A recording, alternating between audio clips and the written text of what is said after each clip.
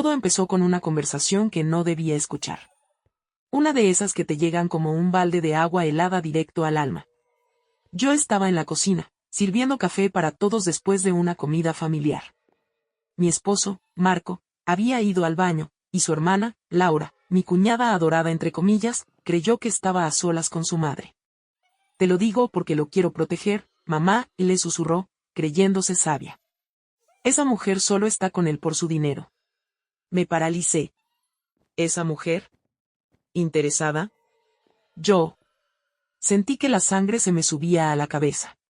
Pero respiré profundo. No hice un escándalo, solo escuché.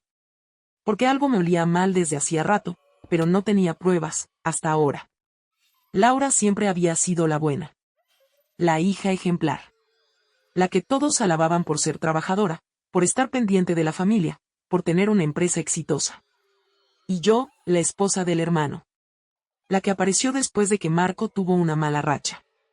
Porque claro, ¿cómo iba a enamorarse de mí después de una depresión y una quiebra empresarial? Lo que nadie sabía era que yo estuve en esa quiebra.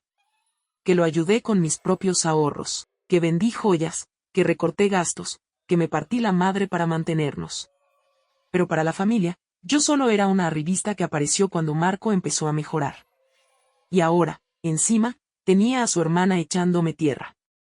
Cuando regresó Marco, me tragué la rabia y me senté a su lado. Fingí que todo estaba bien. Pero en mi cabeza ya estaba escribiendo un plan. No iba a gritar. No iba a pelear.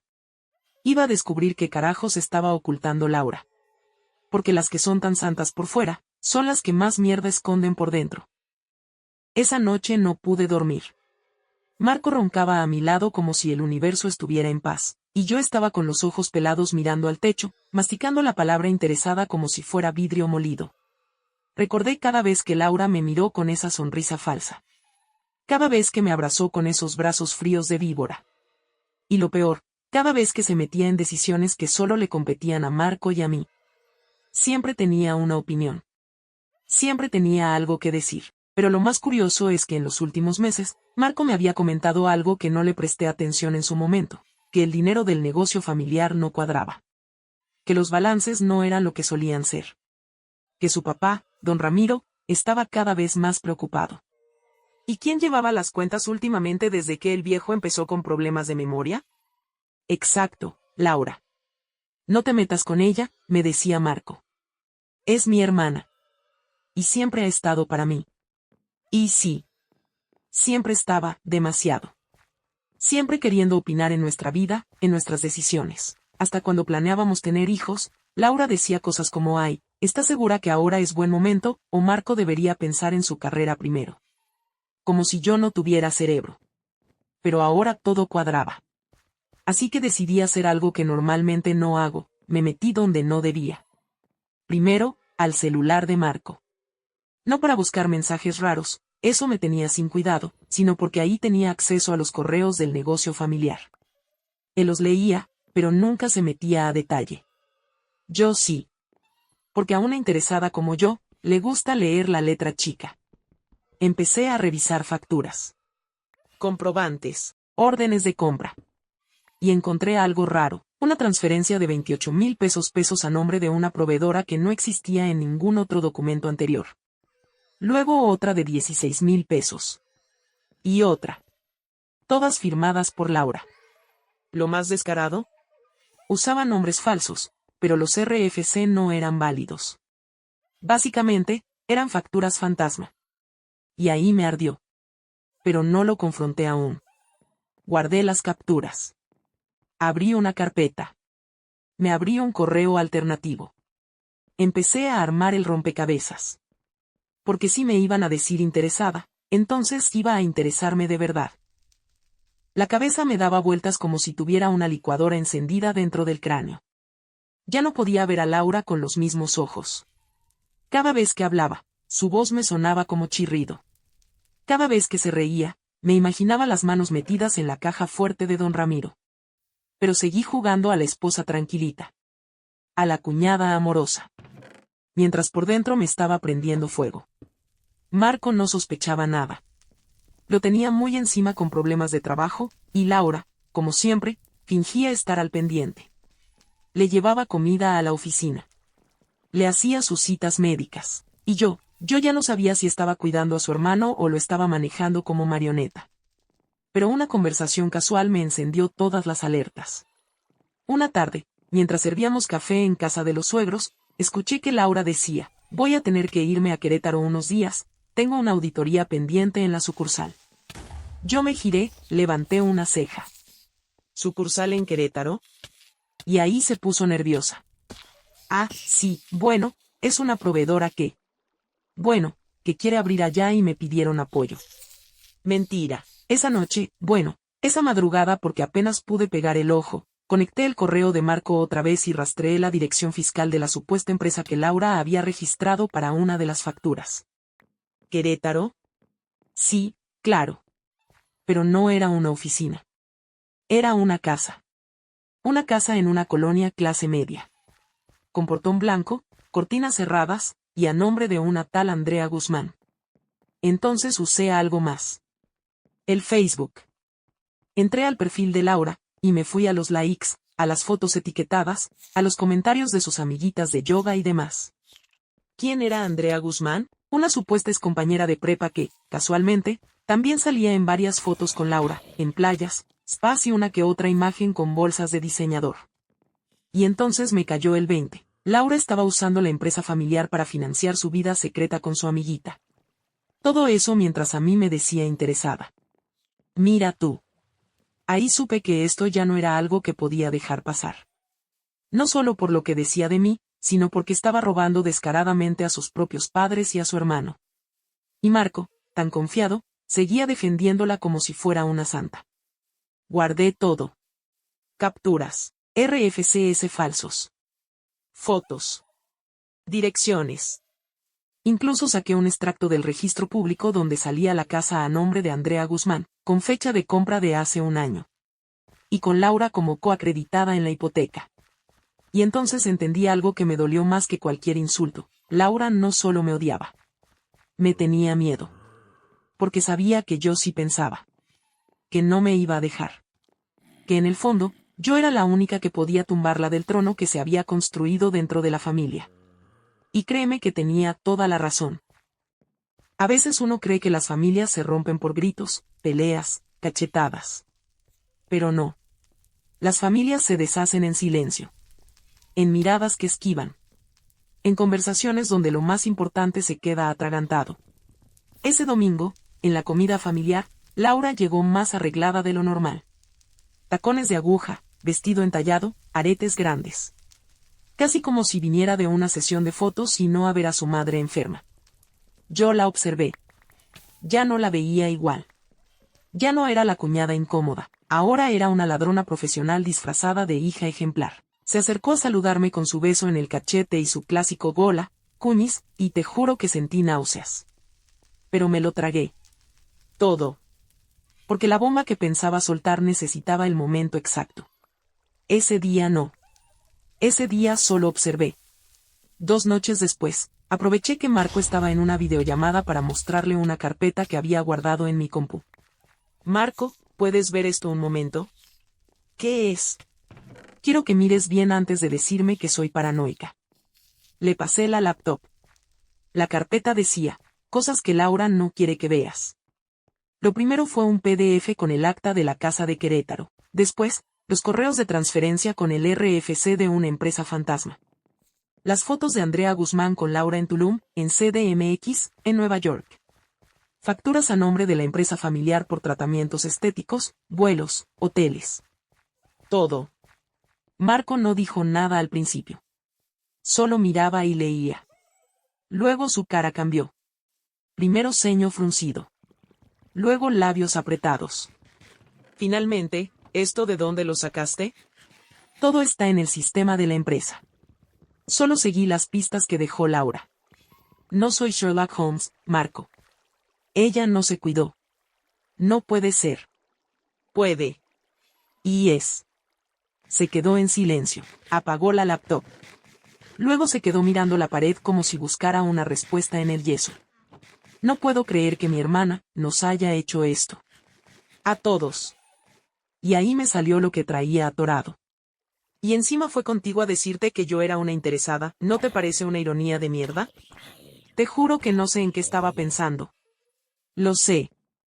En defenderla, como siempre. En proteger a la perfecta Laura, mientras todos los demás éramos el problema. Él solo asintió. Por primera vez, Marco entendía lo que yo había sentido todos estos años. Y lo peor, había sido cómplice sin querer, pero Laura no es de las que se quedan quietas. A los 3 días, llegó a la casa sin avisar. Con cara de, yo no fui, y un pastel en la mano. Marco y yo estábamos en la sala. ¿Puedo pasar? Yo ni le contesté. Marco se levantó, incómodo. Tenemos que hablar, Laura. Ya me imagino, dijo ella, forzando una sonrisa. La cuñadita detective te llenó la cabeza, ¿verdad? Tengo pruebas, Laura. No es que me llenaron la cabeza. Esto ya no es chisme. Es fraude. ¿Fraude? Rió, como si fuera absurdo. Marco, por favor, tú sabes cuántas cosas yo he hecho por esta familia, y ahora por un par de facturitas mal hechas me vienes a echar encima a esta. ¿Esta qué, Laura? Dilo. Le solté. La interesada, la muerta de hambre, la que no nació en cuna de oro como tú, ¿esa soy yo? Laura me vio como si me fuera a matar. Literal. Y en ese momento entendí, ella no era solo una cínica. Era una mujer acorralada. Y eso la hacía peligrosa. Cuidado, cuñis. Porque tú no sabes con quién te estás metiendo. Créeme que ahora sí lo sé. Y ahí se fue, sin decir adiós. Pero lo peor vino al día siguiente. Don Ramiro, el suegro, me llamó para pedirme que por favor dejara de hablar mal de su hija. Sí. Laura ya había movido ficha. La muy desgraciada fue a decir que yo la estaba calumniando. Que la envidiaba. Que estaba obsesionada con ella. Y que incluso había hackeado su computadora. Casi me ahogo de la rabia. Pero no dije nada. Porque la verdadera jugada se la estaba preparando yo. Y la siguiente pieza del ajedrez involucraba a toda la familia. La cena fue idea de don Ramiro. Quería limpiar el ambiente familiar porque, según él, ya bastantes problemas teníamos con la salud de mamá como para agregar más. Nos citó un sábado a las 8 de la noche en su casa. Yo supe de inmediato que era una emboscada. Pero acepté. Porque tenía mi propio arsenal. Marco y yo llegamos tomados de la mano. En silencio. Él llevaba cara de funeral. Yo, una calma fría. Afuera estaban los autos de todos. El de Laura también. Ya sabes, su camioneta blanca último modelo, financiada con fondos creativos de la empresa. Cuando entramos, lo supe, esto iba a arder. Estaban todos, don Ramiro, mamá, que apenas podía sentarse bien, Laura con su cara de yo no sé por qué me odian tanto, sus 2 hermanos mayores, sus esposas y hasta los primos de Querétaro. Había más tensión que en una final del mundial. Nos sentamos. Nadie decía mucho. Solo lo típico, ¿cómo está mamá? Ay, el tráfico estuvo terrible. Pero yo los observaba. Todos evitaban mi mirada, salvo Laura. Ella me veía con esa sonrisa de víbora con brillo labial. Cuando sirvieron el primer plato, don Ramiro levantó su copa, agradezco que todos hayan venido. Es momento de hablar. En esta familia no somos perfectos, pero sí somos unidos. Y últimamente han habido malentendidos que deben aclararse. Hoy, vamos a hablar con el corazón. Laura fingió emocionarse. Gracias, papá. Eso es lo que necesitamos, menos veneno, más amor. Yo no aguanté y me reí. Sí, en voz alta. Perdón, ¿dijiste menos veneno? Asterisco, ¿y qué insinúas? Dijo ella con falsa inocencia. Que tu nivel de cinismo es olímpico, Laura. No sé si aplaudirte o vomitar. Don Ramiro me interrumpió. Por favor, no hagamos esto aquí. No, don Ramiro. Aquí es. Ya que convocó a toda la familia para resolver, pues resolvamos, ¿o no fue eso lo que dijo? Marco me apretó la pierna, como pidiendo calma. Pero ya estábamos adentro. Aquí va, Laura desvió dinero de la empresa familiar. He recopilado pruebas por semanas. Usó empresas fachada, facturas falsas, y viajes personales cargados como representación empresarial. Si quieren, se los muestro ahora. Laura soltó la carcajada. Sarcástica, exagerada. ¿Y eso lo sacaste de qué? ¿De tus sueños paranoicos? Lo saqué del sistema contable de la empresa. A la que, por cierto, tú también accedes. ¿Ya se te olvidó lo que hiciste con Andrea Guzmán y el spa de la Condesa, o la casita en Querétaro a nombre de una empleada tuya? La sala enmudeció. Marco sacó su celular y lo conectó a la tele del comedor. Yo también lo vi. Lo revisamos juntos. Aquí están los correos, las transferencias y las facturas. Y ahí lo proyectó todo. Una por una, las capturas de pantalla, los nombres, los montos, los correos. Los rostros de los presentes cambiaban con cada archivo. Don Ramiro empezó a sudar. La mamá solo lloraba en silencio. ¿Y Laura? Laura ya no sonreía. ¿Asterisco van a creerle a ella antes que a su propia sangre? Intentó defenderse. Asterisco no se trata de creerle a ella. Se trata de los hechos. Y los hechos apestan a robo, Laura. Dijo Marco. El hermano mayor de Laura, que hasta ese día no decía ni pío, fue el primero en levantar la voz. ¿Y cuánto has desviado en total? No he desviado nada. Laura, hay vuelos a París cargados a la empresa. ¿Qué parte no entiendes? Ahí Laura explotó. ¿Y qué querían? ¿Que me quedara como idiota mientras ustedes hacían su vida y yo cuidaba de mamá, de papá, del negocio? Yo también me sacrifico. Yo también tengo derecho. Esa fue su defensa. Básicamente dijo, sí robé, pero porque me lo merezco. Una joya. La velada terminó como era de esperarse, gritos, lágrimas y la mitad de los primos yéndose sin postre. Laura se fue antes que todos, pateando la puerta. Don Ramiro no supo ni cómo reaccionar. Mamá tuvo que tomar medicamento para los nervios. Y yo me quedé mirando mi copa de vino vacía y pensando que, por fin, se cayó la máscara. Pero lo más curioso pasó 2 días después. Recibí un mensaje de una cuenta anónima. Laura no actuó sola. Y debajo, un archivo adjunto. Un video. En él, Laura hablaba por videollamada con alguien muy cercano, y muy inesperado. El video era borroso, como grabado con una cámara oculta o desde otro dispositivo. Laura aparecía frente a una laptop, en lo que parecía su estudio. Llevaba puesta una bata blanca, el cabello recogido y hablaba bajo, como quien no quiere que le escuchen. Te dije que esa perra iba a empezar a escarbar. La voz del otro lado no se oía con claridad, pero sí se distinguía algo, era masculina y conocida. Laura siguió, no importa. Ya la puse como interesada frente a todos. Solo necesito que tú mantengas el control de los registros contables, ¿entendido? Y entonces lo escuché. Tú preocúpate por seguir distrayéndolos. Yo me encargo de que todo esté limpio por mi lado. Era la voz de Ernesto, el cuñado contable. El esposo de la hermana mayor de Laura.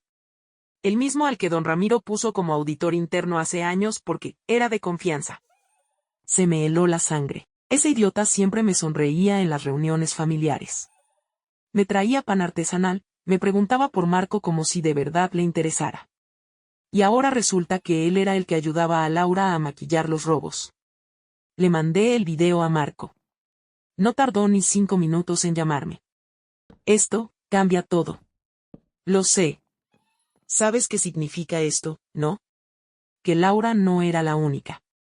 Que el desfalco podría ser mucho más grande. Y que toda la familia está podrida por dentro. Marco no quiso esperar. Llevó el video directo con un abogado. El tipo, apenas lo vio, nos pidió acceso al resto de los documentos. Se quedó blanco. Esto ya es penal. Aquí hay fraude, uso indebido de recursos, evasión fiscal y asociación delictuosa. ¿Quieren proceder? Asterisco, ¿tú qué opinas? Le pregunté a Marco. No pienso criar a nuestros hijos en una familia que se tapa la mierda entre sí. Vamos a llegar hasta el fondo. Yo asentí. Y ahí empezó la guerra silenciosa. Lo primero fue notificar a don Ramiro. Pero no lo hicimos en su casa ni por teléfono.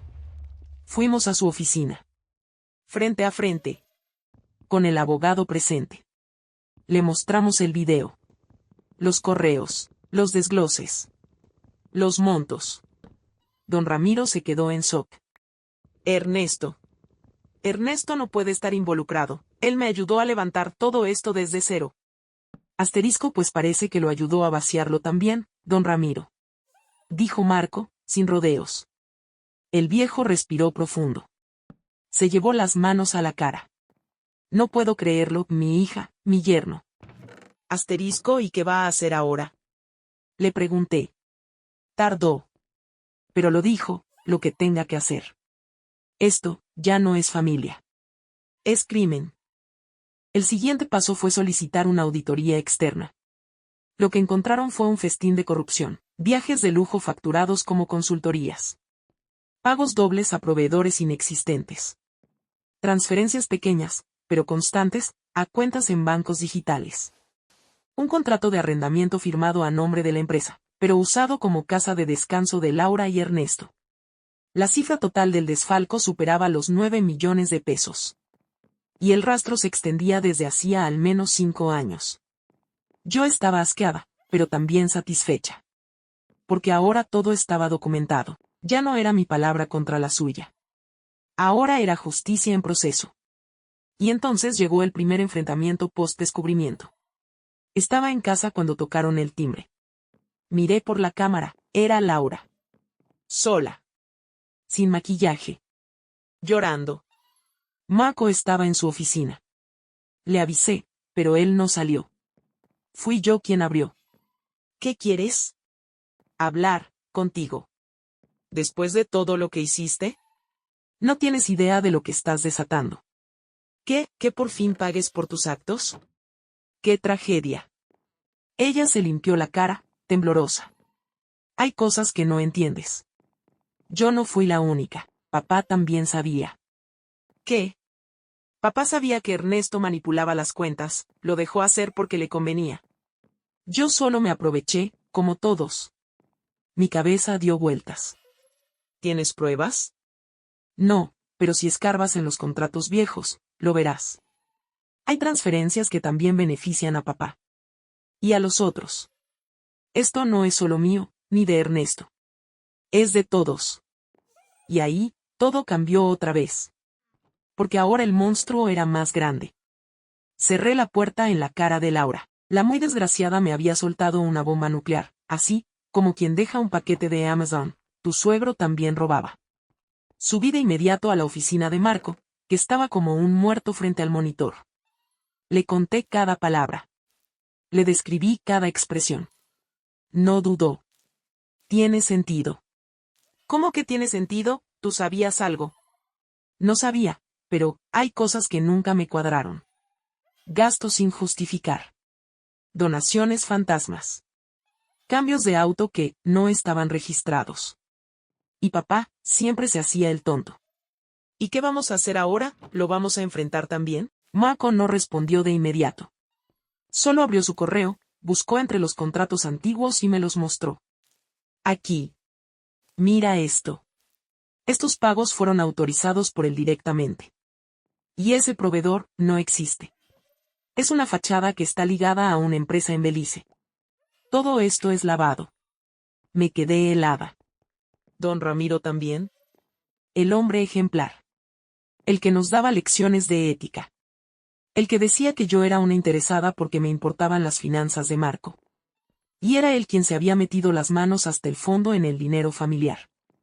¿Qué vas a hacer, Marco? No voy a ser como él, me respondió con los ojos vidriosos.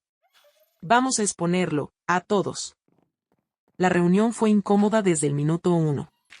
Convocamos a todos los miembros de la familia, don Ramiro, sus 3 hijas, los yernos, incluso la mamá, doña Clara, que apenas hablaba desde hacía años.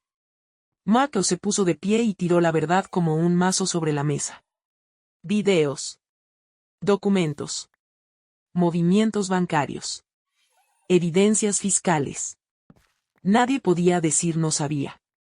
Cuando mostró las conexiones con don Ramiro, el silencio fue absoluto. Hasta que doña Clara habló, por primera vez en años. Yo te dije, Ramiro. Te dije que ese dinero no era tuyo. Que un día se te iba a pudrir en las manos. Todos la miramos, atónitos. Don Ramiro se puso de pie, rojo como un chile, y gritó, «Esto es un circo, esta mujer solo quiere dividirnos». Asterisco no, le respondí. Yo no divido nada.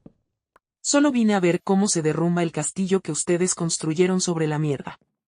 Días después, el abogado de Marco presentó una denuncia formal.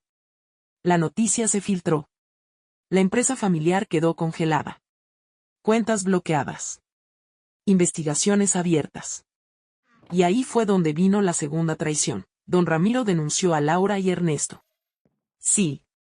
Los entregó como si él no tuviera nada que ver. Lo hice para proteger el legado familiar, declaró en los medios. Pero no sabía que ya todo estaba registrado, los contratos con su firma. Los correos que avalaban sus decisiones. Las transferencias a sus propias cuentas. Marco se encargó de filtrarlo todo. Y ahí fue cuando la opinión pública se volteó, de pobre empresario traicionado por sus hijos. A cabeza de red familiar de desvío y fraude. En medio de ese caos, yo me volví a ver con Laura. Fue por pura casualidad. Estaba en el supermercado. Me reconoció. Se acercó. Supongo que estás feliz. No. Estoy cansada. Yo solo quería ser vista, ¿sabes? Siempre fue, Marco el brillante, Marco el heredero. Y a mí solo me mandaban a callar. A ser perfecta, callada y útil. Así que aprendí a robar, sin hacer ruido. Me miró a los ojos, derrotada. Tú ganaste. Yo no quería ganar, Laura. Solo quería que dejaras de joderme la vida. Y ahí fue cuando se quebró. Se puso a llorar en pasillo de abarrotes, entre cereales y detergentes. La gente nos miraba. Nadie entendía nada. Pero ahí, por primera vez, la vi humana. Quebrada. Y por dentro, igual de vacía que lo que dejó en la empresa. Marco se sentó frente a mí esa noche. Las demandas seguían su curso. Los medios hablaban de escándalo familiar. Y nosotros solo queríamos paz. Te debo una disculpa. ¿Por qué? Por haber dudado. Por haber permitido que te pusieran esa etiqueta de interesada. Por no ver antes lo que tú veías desde el inicio. Lo abracé. Ahora lo importante no es lo que pasó, sino lo que vamos a hacer ahora. Y ahí supimos que nos tocaba reconstruir, desde cero. Pero ya no con la familia. Sino a pesar de ella. El escándalo familiar ya no era solo chisme interno. Estábamos en las noticias. En las columnas de negocios. En Twitter. En los cafés. El apellido de Marco, y el mío, circulaba con titulares como, Imperio Financiero Familiar, investigado por fraude. Red de desvíos millonarios, involucra a padre e hijos. La esposa que destapó la verdad. Mi cara estaba en los comentarios. Algunos me llamaban la víbora que destruyó a su propia familia política. Otros me llamaban la heroína que se atrevió a hablar cuando todos callaban. Y en medio de todo eso, yo solo quería una cosa, paz. Pero no hay paz cuando el infierno te reclama. Una mañana recibí una carta sin remitente. Dentro, solo había una hoja impresa. Espero que valga la pena dormir con traidores. Porque esto no se va a quedar así. No había firma. Pero el tipo de agresión olía a Ernesto. Marco ya no era el mismo desde que su papá lo traicionó. El hombre noble, justo y sereno. Se estaba convirtiendo en una fiera hambrienta de justicia. Voy a arrastrarlos a todos. Si papá quiere jugar sucio, yo voy a jugar más sucio. Y lo hizo. Contrató un investigador privado, recuperó los archivos que el contador de la empresa había borrado. Filtró videos de reuniones turbias entre don Ramiro y empresarios ligados al lavado. Fue una masacre reputacional. Pero como todo fuego, también salpicó a los inocentes. El banco retiró su inversión. Las marcas aliadas congelaron convenios. Y nosotros, empezamos a quedarnos sin flujo. Nos estamos yendo a la mierda por intentar salvar la verdad. ¿Y qué prefieres, seguir viviendo en una mentira? Le dije. Marco solo respiró hondo. No respondía de inmediato. Se estaba quebrando. Ahí fue cuando me di cuenta. Había perdido mucho más que dinero. Perdió la fe en su padre. La confianza en sus hermanos. Y la inocencia de pensar que el apellido lo protegía. Un día, recibí una llamada inesperada. Era la fiscalía. ¿Usted estaría dispuesta a testificar? ¿En contra de quién? De don Ramiro, y de su hija Laura. Su testimonio es clave. Me quedé en silencio. Testificar significaba pararme frente a todos. A la familia. A los medios. A mi esposo. Y decir, ellos me quisieron destruir. Y aquí estoy para devolverles el golpe. Sí. Lo haré. Colgué. Y me senté a llorar, pero no de tristeza. De rabia. De haber tenido que llegar tan lejos para que me creyeran. La audiencia fue televisada. Los abogados me dijeron que podía pedir privacidad, pero Marco me miró a los ojos y me dijo, deja que el mundo lo vea. Deja que vean quién eres. Porque por años dijeron que eras una trepadora, y hoy, estás arriesgándolo todo. Subí al estrado. Miré al juez. Y comencé a hablar. Conté cada palabra que Laura me dijo. Cada insinuación. Cada plan para dejarme como la ambiciosa. Cada evidencia que reunimos. Las pruebas estaban ahí. Los documentos, las grabaciones. Pero lo que más dolió fue mirar a don Ramiro, y verlo llorar. No por arrepentimiento. Por vergüenza, había sido descubierto. No por Hacienda. No por la ley. Por mí. La interesada. La esposa sin pedigrí. La que él jamás quiso aceptar. Días después, el veredicto llegó. Don Ramiro sería vinculado a proceso. Laura también. Y Ernesto, como cómplice. No irían a prisión inmediatamente, pero el escándalo los desterró del círculo empresarial. Las puertas que antes se abrían con su sola presencia. Ahora se cerraban con candado. Marco y yo nos miramos. Estábamos cansados, golpeados, pero juntos. ¿Qué hacemos ahora? Lo que hacen los que sobreviven a la guerra, Marco. ¿Y qué es eso? Construir de nuevo. Desde las cenizas. La tormenta judicial había pasado. Pero lo que quedaba eran ruinas emocionales. Marco estaba devastado. Se levantaba tarde, comía poco, y pasaba horas viendo fotografías viejas de su familia. Una vez lo vi con el celular viendo un video de su papá dándole un discurso en su boda. Nada me haría más feliz que verte construir algo propio, hijo. Porque eso significará que cumplí como padre. Y ahora ese padre era un estafador. Un manipulador. Y había tratado de destruirme. La contradicción lo estaba matando. Yo también llevaba mis cicatrices. Las redes seguían llenas de opiniones. Muchos decían que yo lo había planeado todo desde el principio. Que me metía a esa familia para derrumbarla desde dentro. Los insultos más suaves eran arpía, aprovechada, arribista profesional. Y aunque yo sabía que todo lo que hice fue por dignidad y justicia. Una parte de mí deseaba no haber conocido a Marco nunca. ¿Era eso lo que costaba decir la verdad? ¿Valía la pena todo este dolor? La empresa seguía en pie, pero estábamos solos. El nombre de Marco estaba limpio, pero los inversionistas lo veían con miedo. Y fue entonces que llegó la llamada más inesperada. Era el tío de Marco, hermano menor de don Ramiro. Un tipo que siempre estuvo alejado de la empresa y del drama. Yo quiero invertir.